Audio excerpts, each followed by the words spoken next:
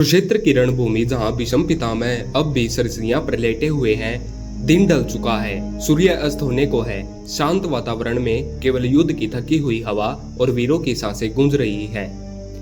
भीष्म पितामह सरसरियां पर लेटे हुए हैं, उनकी आंखें आकाश की ओर टिकी हैं।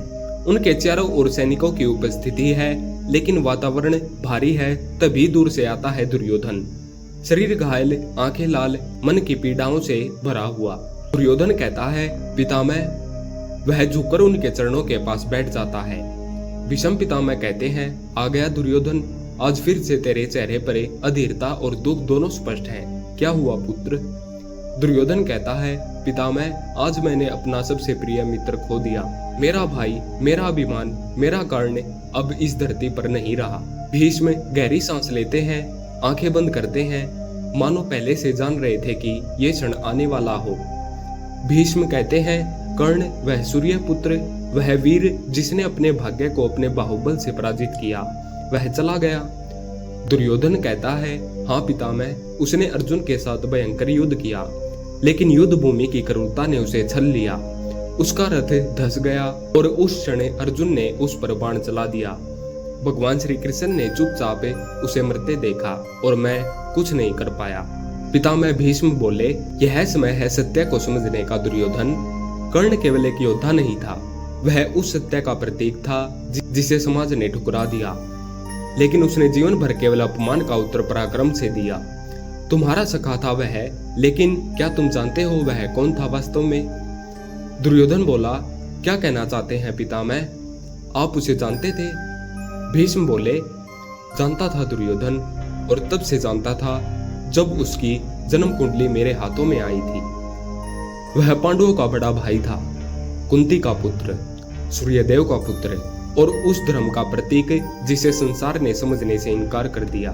दुर्योधन हैरान हो गया, क्या कर्ण पांडवों का भाई था? यह बात आपने पहले क्यों नहीं बताई पितामह?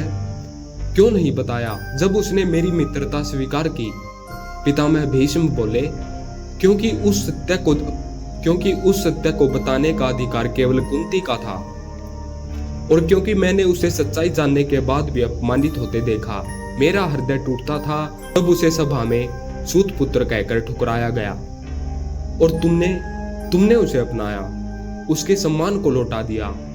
यह तुम्हारी सबसे बड़ी अच्छाई थी दुर्योधन। दुर्योधन बोला, मैंने उसे अपने से भी बढ़कर माना पितामह। वह मेरे लिए भाई था, और आज वह नहीं रहा। मेरी सेना बिखर चुकी है, मेरे सारे मित्र, मेरे सारे सहायक मुझसे छीनते जा रहे हैं।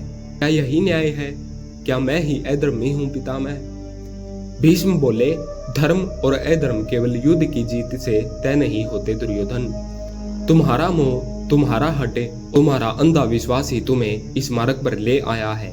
तुमने कर्ण को पाया, लेकिन उसका त्याग और बलिदान तुम्हारे लक्ष्य के योग्य नहीं था।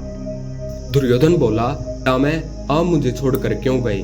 जब युद्ध प्रारंभ हुआ, आपने शस्त्र त्याग दिए, आपने केवल सरसैया स्वीकार की। क्या मेरा मार्ग इतना गलत था कि आप मेरे लिए भी खड़े नहीं हो सके? पितामह भीष्म बोले, मैंने शपथ ली थी हस्तिनापुर की रक्षा की, और जब मैंने देखा कि तुम्हारी जिद पूरे आर्यव्रत को जलाकर राख कर सकती है, तब मैंने मौन रहना उचित समझा। लेकिन आज जब कर्ण चला गया, तुम्हारा सच्चा मित्र, तब मैं कहता हूँ, आज भी समय है पुत्र, अपने हृदय से युद्ध करो, मोह से मुक्त हो जाओ। दुर्योधन बोला, क्या अब कुछ शेष है पितामह? कर्ण नहीं रहा, दुशासन भी नहीं रहा, शकुनी मामा पर भी संदेह है। मैं अकेला हूँ। क्या सच में यह मेरी हार है? क्या मैं ही अधर्मी बन चुका हूँ?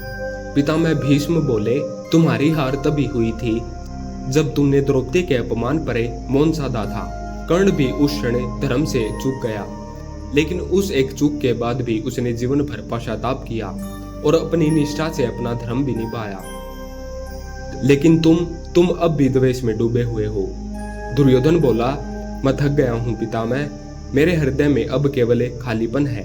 क्या यह युद्ध मेरे लिए था, या मेरा अभिमान ही मुझे यहाँ तक ले आया? पितामह भीष्म बोले, युद्ध आत्मा का होता है दुर्योधन।